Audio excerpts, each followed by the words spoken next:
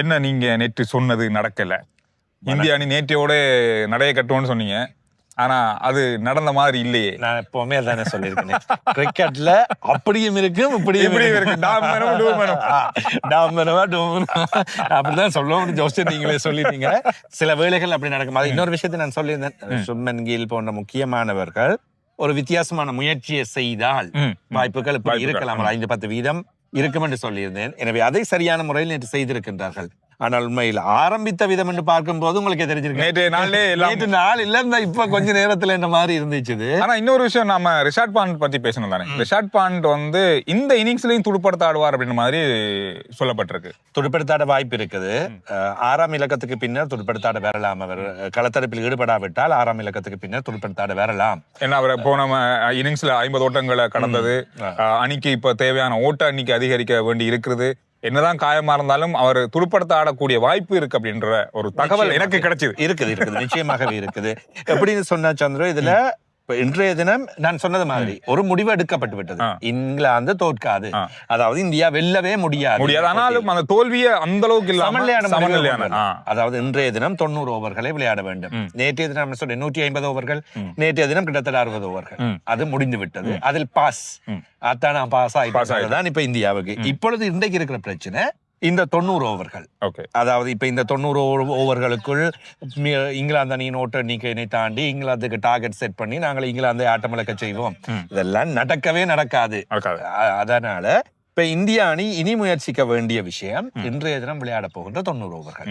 இந்த எப்படியாவது சமாளிக்க வேண்டும். 2 விக்கெட் போயிட்டு, அது முக்கியமான 2 போயிட்டு, அதுதான் முக்கியமான விஷயம். இந்த அனுபவம் வாய்ந்த வீரர்கள், புதியவர்களுக்கு எப்பொழுதுமே நான் சொல்கின்ற விடயம் இதுதான். தனியே விளையாடுகின்றவர்கள் மட்டுமல்ல, போட்டிகளை பார்க்கின்றவர்கள், கிரிக்கெட்டில் வளர்கின்றவர்கள் புதியவர்களாக வருகின்ற பொழுது அந்த ரெஸ்பான்சிபிலிட்டி பொறுப்பு பரவாயில்ல, நாம இப்பதான் விளையாடுறோம் அப்படின்ற அந்த எண்ணத்துல 2 பேரும் விளையாடுற மாதிரி தான் தெரிஞ்சது. என்ன பொறுத்தவரையில் சாய் சுதர்ஷன் தனக்கு கிடைத்த வாய்ப்பை மிக மோசமாக பயன்படுத்தியிருக்கிறார் இந்த தொடரில்.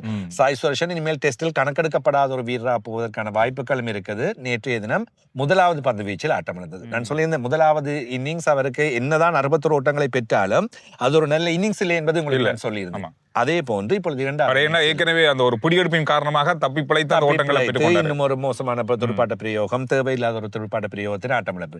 ஜெய்ஸ்வால் ஆரம்ப துடுப்பாட்ட வீரர் ஆட்டமிழக்கின்றார். ஆட்டமிழந்து வருகின்ற நீங்கள் கொஞ்சமாவது நின்று பிடிக்கணும். வந்த அடுத்த முதல் போலிலேயே ஆட்டமிழந்து திருப்பி போகின்ற வேளையில் அதுவும் முக்கியமான ஒரு பிரஷர். இங்கிலாந்து அணியினுடைய பந்து வீச்சும் பந்து வீச்சு அதுதான் சொல்றேன். பந்து வீச்சு எந்த அளவு சிறப்பாக இருந்தாலும் ஒரு துடுப்பாட்ட வீரராக 3ஆம் இலக்கத்தில் வருகின்றவர், அதிலும் பார்க்க இது ரெஸ்பான்சிபிலிட்டியான இன்னிங்ஸ் ஒன்று. அதாவது இந்தியா தோல்வியிலிருந்து தப்ப வேண்டும், தன்னுடைய அணியை காப்பாற்ற வேண்டும். எப்படியாவது படத்தை கிடந்து போல தட்டி நிப்பாட்டு, எப்படியாவது நிப்பாட்டி கொஞ்சம் ஃபோம் ஆகிட்டு அதுக்கு பிறகு லோகேஷ் ராகுல் நேற்றைய தினம் அப்படித்தான் செய்தார். 2 விக்கெட் விழுந்து விட்டது, ஒன்றும் செய்யல. ஓட்டங்கள் வரவே இல்லை அவருடைய பக்கமாக இருந்து. நின்று பிடித்தார். சுப்மன் கில் ஓட்டங்களை பெற்றுக்கொண்டார். அதன் பின்னர் செட்டில் ஆகி ஒரு பில்டப்புக்கு பிறகு லோகேஷ் ராகுல் ஓட்டங்கள் வேகமாக பெறப்பட்டார். இதுதான் தேவை, இதுதான் அந்த எக்ஸ்பீரியன்ஸ். நிறைய போட்டிகள் இந்த மாதிரி பார்த்திருக்கணும். எனவே அந்த லோகேஷ் ராகுல் நின்று பிடித்த ஆரம்ப துடுப்பாட்ட வீரராக நின்று கொடுக்கின்ற வேளையில் அணியின் தலைவர் நம்பிக்கையான துடுப்பாட்ட வீரர் சுப்மன் கில் அணிக்குள் வருகின்ற வேளையில், துடுப்படுத்தாட வருகின்ற வேளையில் இப்பொழுது இன்னிங்ஸ் பில்ட் ஆகிவிட்டது. இந்தியாவுக்கு இப்பொழுது நம்பிக்கை கிடைத்தது. இன்றைய தினம் பாருங்கள், தோல்வி பற்றி கதைத்துக் கொண்டிருந்தாங்க. இன்றைய தினம் சமநிலை பற்றி கதைக்கிற அளவுக்கு நேற்றைய போட்டி அப்படி இருந்தது. எனவே அதான் லோகேஷ் ராகுல், சுப்மன் கில் இவர்கள் தான் இந்த நிலையை பார்த்திருக்கிறார்கள். ஜெய்ஸ்வால், சுதர்ஷன் ஆகியோர் இன்னும் கொஞ்சம் நிதானம் காத்திருந்தால் இன்றைய தினம் இந்தியா மீது எந்த ஒரு அழுத்தமும் இல்லை இருந்திருக்காது. இது போட்டி நிச்சயமா சமநிலை கொண்டு போய் முடிந்திருக்கும். இப்ப இன்னும் அந்த சந்தேகத்திலும் ரிஷாப் பாண்ட் வர வேணுமா என்ன, ரிஷாப் பாந்தை இப்பொழுது நாங்கள் ரிஸ்க் எடுக்க கூடாது, அவரை காப்பாற்ற வேண்டும், அவர் எதிர்காலத்தின் பொக்கிஷம். எனவே ரிஸ்க் எடுத்து கொண்டு வந்து விளையாடி இன்னும் அவருடைய போட்டிகள் பாதிக்கப்படும். இனி உலக கிண்ணங்கள் வரவிருக்கின்றது. ரிஷாப் பாண்ட் இப்பொழுது 3 format player. Test, T20, one day. இந்த T20 உலக கிண்ணம் வருது, அதன் பின்னர் ஒன் டே சீரீஸ் வருது. இப்படி விஷயங்கள் இருக்கின்ற வேளையில் அவரை பாதுகாக்க வேண்டும். எனவே இப்படியான விஷயங்கள் நிறையவே இருக்கின்றன. எனவே அதை எல்லாவற்றையும் கணக்கில் எடுத்துத்தான் விளையாட வேண்டும். எனவே சந்திரன், நாங்கள் ஒரு தடவை இந்த ஸ்கோரை ஞாபகப்படுத்தி நாங்கள் கதைத்துக் கொண்டிருக்கின்ற வேளையில் ஸ்கோர் மேட்சை பார்க்காம இதை பார்க்கிறவங்களுக்கு தேவையாக இருக்கும். இங்கிலாந்து அணி நேற்றைய தினம் 669 ஓட்டங்களை பெற்றுக்கொண்டது. 150 ஓட்டங்களை ஜோ ரூட் பெற்றுக் கொடுத்திருந்தார். 38வது சதம் அவருக்கு. அதே போன்று இப்பொழுது கூடுதலான ஓட்டங்களை பெற்றவர்கள் சச்சினுக்கு அடுத்தபடியாக வந்திருக்கின்றார். சச்சினின் ஓட்ட எண்ணிக்கையை முறியடிப்பார் என்று பேச ஆரம்பித்தாகிவிட்டது. பென் ஸ்டோக்ஸ் 141 ஓட்டங்கள் மிக பாரமாக துடுப்படுத்தாடினார் அணித்தலைவராக. லியாம் டோசன் 26 ஓட்டங்கள், பிரைடன் காஸ் 47 ஓட்டங்கள். இவர்கள் பின்வரிசை துடுப்பாட்ட வீரர்கள் சந்துரு. அதான் இதுதான் முக்கியமானது. எனவே இவர்களுடைய ஓட்டங்கள் அதிலும் பார்க்க நேற்றைய தினம் நாங்கள் சொல்லியிருந்தோம், சந்துருவின் ஒரு சாதனையாக எடுத்து சொல்லியிருந்தார். Zak Crawley, Ben Duckett, Ollie Pope, Joe Root ஆகிய மூவருமே 70 ஓட்டங்களை தாண்டி கொண்டார்கள். இங்கிலாந்தின் கிரிக்கெட் வரலாற்றில் 70 வருடங்களுக்கு பின்னர் முதல் 4 துடுப்பாட்ட வீரர்களும் அந்த ஓட்ட எண்ணிக்கை. அதே போன்று பும்ராவின் சாதனை சொல்லியிருந்தோம். 112 ஓட்டங்களுக்கு 2 விக்கெட்டுகள். முதல் தடவையாக டெஸ்ட் வரலாற்றில் பும்ரா 100 ஓட்டங்களை விட்டு கொடுத்த ஒரு சாதனை. அது ஒரு சாதனையாக படிச்சிருக்காரு. எனவே 4 விக்கெட்டுகளை ரவீந்தர் ஜடேஜா, வாஷிங்டன் சுந்தர் 2 விக்கெட்டுகளை கைப்பற்றிக் கொண்டார்கள். அன்ஷுல் கம்போஜ், முகமது சிராஜ் ஆகியோர் ஒவ்வொரு விக்கெட்டுகள். இந்திய அணி 63 ஓவர்களில் 2 விக்கெட்டுகள், 174 ஓட்டங்கள். 87 ஓட்டங்களில் லோகேஷ் ராகுல் 210 பந்துகளில் ஆட்டமிழக்காமல் பெற்றிருக்கின்றார். 167 பந்துகளில் சுப்மன் கில் 78 ஓட்டங்கள். சாய் சுதர்ஷன் முதல் பந்தில் ஆட்டமிழந்தார். ஜெய்ஸ்வால் 4 பந்துகளில் ஓட்டம் எதையும் பெறாமல் ஆட்டமிழந்தார். இதுதான் நேற்று வரைக்கும் நடந்திருக்கிற கிறிஸ் வோக்ஸ் தான் விக்கெட் ரன்னையுமே கைப்பற்றியவர். கிறிஸ் வோக்ஸ் மிக முக்கியமான பந்து வீச்சாளர், இங்கிலாந்தை பொறுத்தவரையில் நம்பிக்கையான பந்து வீச்சாளர். எனவே இந்திய அணி இன்றைய தினம் எவ்வாறு துடுப்படுத்தாட போகின்றது?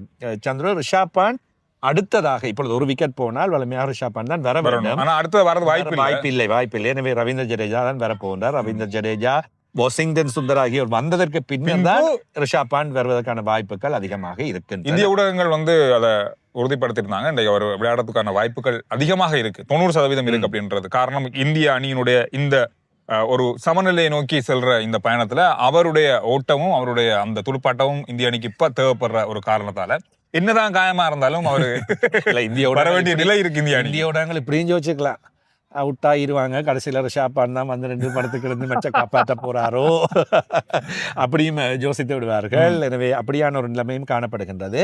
எனவே என்னதான் இருந்தாலும் இந்தியாவின் பாசிட்டிவ் கிரிக்கெட் என்னை பொறுத்தவரையில் எனக்கு பிடித்திருக்கின்றது. இப்போ நேற்று தினம் வலிமையாக இவ்வாறு நடந்து விட்டால் விழுந்து கொட்டி அப்படியே ரைட், ஓகே, 100 ஓட்டங்கள் 150 ஓட்டங்களுக்குள் உருண்டு விடுவார்கள்.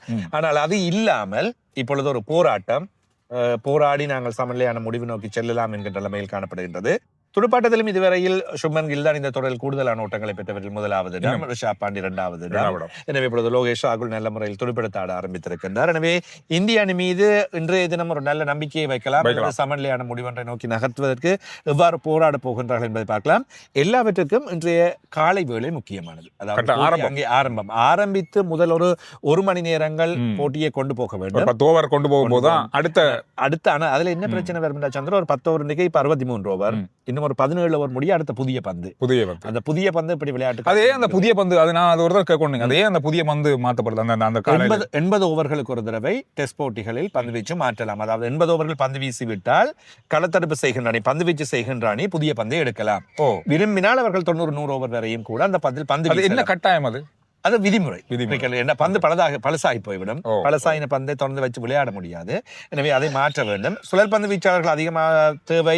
சுழல் பந்து வீச்சு நல்ல முறையில் செயல்படுகின்றது என்றால் பழைய பந்தில் வீசுவார்கள்.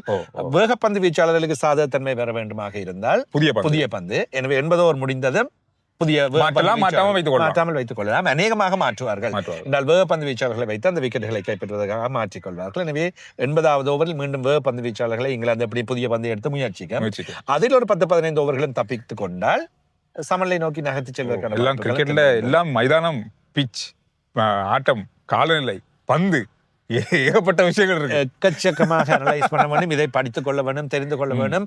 பொதுவாக அந்த வளர்ந்து வருகின்ற கிரிக்கெட் வீரர்களை பற்றி தெரிந்து கொள்ள வேண்டும். இந்த வளர்ந்து வருகின்ற வீரர்கள் தான் நேரம் இருக்கின்ற காரணத்தால் இன்னொரு விஷயத்தையும் சொல்கிறேன். இப்பொழுதெல்லாம் இந்த பெற்றோர் பிள்ளைகளை கிரிக்கெட்டில் கொண்டே ஒரு ஃபேஷன் ஆகி எல்லாம் இருக்குது. அதாவது நாங்களும் விளையாடணும்ன்றது. இப்ப கிரிக்கெட் விளையாடிட்டா ஒரு இருக்குது. அது எல்லாத்துக்கு முதல் பெற்றோர் நீங்களும் மேட்ச் பாருங்க. ரன் அடிக்கிறது, விக்கெட் எடுக்கிறது மட்டுமில்ல, கிரிக்கெட் அதற்குள் நிறைய நுட்பங்கள் இருக்கின்றன. அதை பத்தி படிக்கிற விஷயம் நிறைய இருக்கு. இந்த மாதிரியான கிரிக்கெட் போட்டிகள், இந்த மாதிரியான எங்களை மாதிரி நிகழ்ச்சிகளையும் பாருங்க. முக்கியம். அப்படி நல்ல விஷயங்கள் நாங்க சொல்லுவோம் இளைய வீரர்களுக்கு, அதே போன்ற பெற்றோருக்கு தேவையான விஷயங்களை எல்லாம் சொல்லுவோம். எனவே இன்றைய போட்டி எப்படி இருக்க போகுது, இன்றைய நாள் எப்படி இருக்க போகுது அப்படின்றது நாளைக்கு நாங்க உங்களை சந்தித்து பேசுவோம். நன்றி. வீடியோ பற்றிய கருத்துக்களை கமெண்ட்ஸ்ல சொல்லுங்க.